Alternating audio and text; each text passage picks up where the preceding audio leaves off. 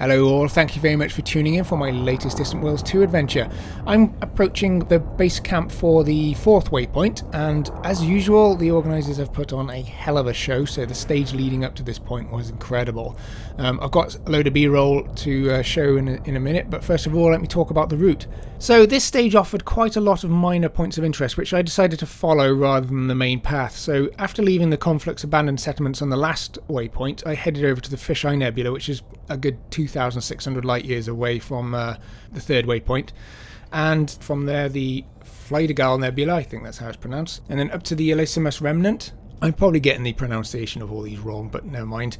I decided to give the Rusty Net Nebula a miss because it's a bit of a trek in the wrong direction, so instead I headed straight to the Collection of Wonders, which was an incredible system. I mean, everything in there had rings around it, except for the black holes and my ship. But I'm pretty sure if I parked my ship in that system for long enough, it would have accumulated rings.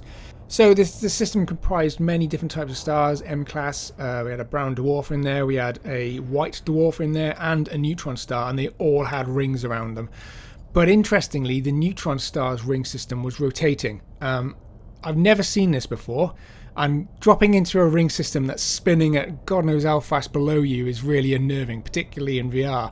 But once you get into the rings and you're in the asteroid belt, you can see the whole galaxy just moving around you. It's fantastic. I've got some footage coming up, so please stay tuned for that. So from Collection of Wonders, I headed up to Guardian Ruins, which I've seen loads of Guardian Ruins before, so I didn't hang around here for too long. And then over to the Sakuya Spaceport, which allowed me to clean all the dead crap off my windscreen. From here up to the Spear Thistle Nebula, over to the Octopus Nebula, and then over to the Causality of Lotus, which again was a really spectacular sight. And then of course from there up to where I am now.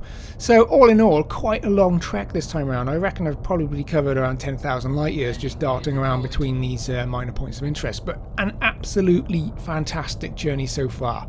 So while I get my ship sorted out here, thank you very much for tuning in, and please take a look at the B-roll. Bye bye.